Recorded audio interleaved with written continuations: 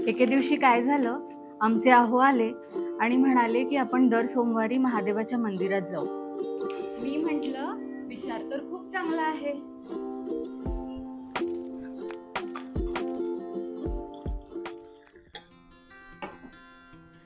मग आमचा शोध सुरू झाला. गुगलने आम्हाला एक मंदिर सांगितलं. मी म्हटलं बघू तरी हे मंदिर कुठे आहे. हिंजवडीत तर नक्कीच नसेल, पण आमचा अंदाज चुकला. हिंजवडीत अशी सुंदर जागा आहे, विश्वासच बसेना. चला तर मग बघूया हे मंदिर कुठे आणि कसं आहे. हिंजवडीत असं ठिकाण आहे, तुम्हाला माहितीये का?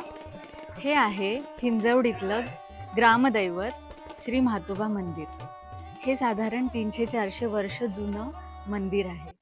आपल्या या हिंजवडीचा एक शेकडो वर्ष जुना रक्षक आहे.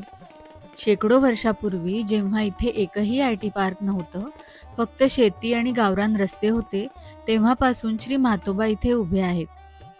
हे हिंजवडीचे ग्रामदैवत आणि साक्षात भगवान शंकराचा अवतार मानले जाणारे म्हातोबा संपूर्ण गावाची आणि सीमेची रक्षा करतात, अशी इथली श्रद्धा आहे. पूर्वी लोक पीक चांगलं यावं म्हणून साकडं घालायचे आणि आज आजूबाजूचं जग पूर्ण बदललंय, पण तरीही लोक नवीन जॉब किंवा काम सुरू करण्याआधी या मंदिरात नक्की येतात. इथली हेमाडपंथी वास्तुकला आणि हा भव्य परिसर बघून तुम्हाला विश्वासच बसणार नाही की आपण पुण्याच्या सर्वात बिझी भागात आहोत. आठवड्याभराच्या कामाचा ताण इथल्या एका दर्शनाने कुठल्या कुठे पळून जातो. एकदम प्रसन्न वाटतं.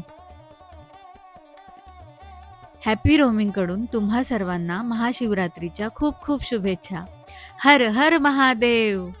या महाशिवरात्रीच्या पवित्र दिवशी दर्शनासाठी यापेक्षा दुसरं कोणतं छान आणि शांत ठिकाण असूच शकत नाही. 300 वर्षांचा हा इतिहास आणि इथली प्रसन्नता नक्की अनुभवा.